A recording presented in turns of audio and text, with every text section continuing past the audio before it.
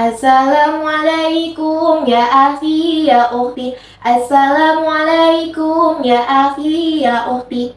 Atamma sya'ilal bihdat wala tamsa amilu alibat. Idza kuntum umat Muhammad ajibu salamin bin nasyad. Assalamualaikum warahmatullahi wabarakatuh. Tanam pinang rapat-rapat agar puyuh tak dapat lari. Salam pertama kurang kompak, mari saya ulangi. Assalamualaikum warahmatullahi wabarakatuh. Alhamdulillahi rabbil alamin. Wassalatu wassalamu ala asrofil anbiya'i wal mursalin Sayyidina Muhammad wa ala alihi washabihi ajmain, amma ba'du. Pertama-tama marilah kita panjatkan puji dan syukur kita kepada kehadirat Allah Subhanahu wa Ta'ala, Tuhan semesta alam yang tidak pernah berhenti memberikan hidayah nikmat pada umatnya.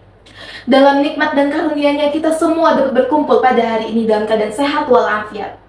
Salawat beriring salam tercurahkan juga kepada junjungan Nabi besar kita, yaitu ya Habibana wa Syafi'ana wa Maulana Muhammad sallallahu alaihi wasallam. Allahumma shalli wa sallim kepada para keluarganya, para sahabatnya, sehingga kita selaku umatnya sampai zamannya nanti. Amin amin ya rabbal alamin. Yang telah membawa kita dari zaman kegelapan hingga zaman terang benderang, dari zaman nenek-nenek naik onta hingga zaman nenek-nenek naik Toyota. Berdirinya saya di sini, izinkan saya menyampaikan sepatah dua patah kata yang sudah saya patah-patah menjadi kata-kata. Bukan buat bikin kepala cenut-cenut, bukan pula buat nyindir mantan lewat dalil, apalagi ngajak ribut emak-emak di grup WhatsApp. Tetapi berdirinya saya di sini, saya akan menyampaikan pidato tentang bersyukur. Karena pada hakikatnya dengan kita bersyukur, insya Allah hati kita akan lebih tenang. Insya Allah hati kita akan lebih aman. Dan yang pastinya kita akan lebih bahagia dan lebih berkualitas yang hakiki. Dalam Quran surah Ibrahim ayat 7 yang berbunyi, A'udzubillahi minasyaitonirrajim, Bismillahirrahmanirrahim. Wa ista'azanna rabbukum la in syakartum wa azidannakum wa la in kafartum inna azabil lasyadid. Yang artinya, sesungguhnya jika kalian bersyukur kepadaku, maka akan kutambah kenikmatannya. Tetapi jika kalian kufur, maka azabku sangat pedih. Jamaah, oi jamaah. Sebelumnya, Ane mau nanya dulu, apa hari ini udah ada yang bersyukur? Teman-teman semuanya, kalau kalian bersyukur, kata ucapan pertama apa yang kalian ucapkan? Alhamdulillah. Tetapi bukan hanya alhamdulillah yang kita ucapkan. Gimana cara kita menerima kenikmatan Allah yang sudah Allah kasih kepada kita? Allah kasih kesehatan kepada kita, kita jaga tubuh kita rawat tubuh kita. Allah kasih rezeki kepada kita pakai rezeki itu dengan sebaik-baiknya. Jika Allah mengasih waktu kepada kita di dunia, kita pakai waktu itu sebaik-baik mungkin. Dan salah satunya yang paling wajib, yaitu ibadah.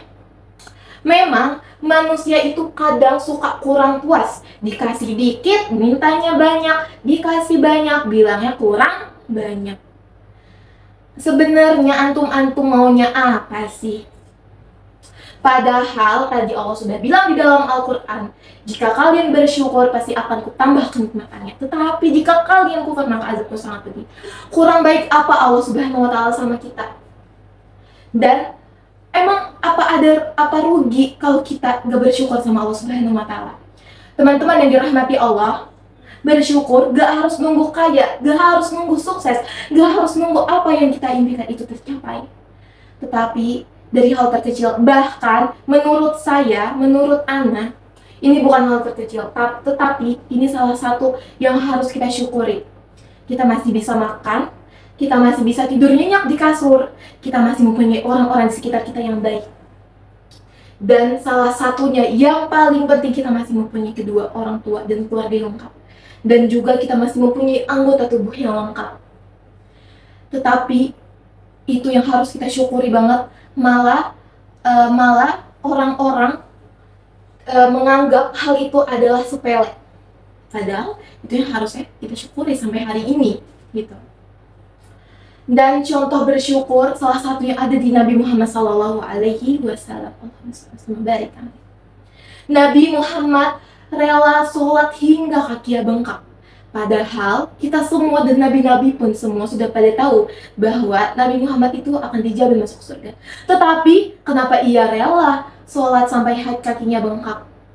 Dan Nabi pun menjawab, lalu mengapa aku tidak boleh menjadi hamba yang bersyukur? Teman-teman semuanya, Nabi Muhammad saja saking bersyukurnya kepada Allah Subhanahu wa Ta'ala, rela sholat hingga kakinya bengkak, padahal udah dia masuk surga. Gimana dengan kita? Gimana dengan kita hanya manusia yang biasa, yang masih banyak dosanya? Dan maka dari itu, teman-teman semuanya, yuk mulai sekarang sama-sama belajar. Kita buka hati kita untuk selalu bersyukur. Karena dengan bersyukur hidup kita akan lebih bahagia. Karena dengan bersyukur hati kita akan lebih tenang dan lebih aman. Karena pasti setiap harinya dengan kita bersyukur kita akan selalu merasa cukup.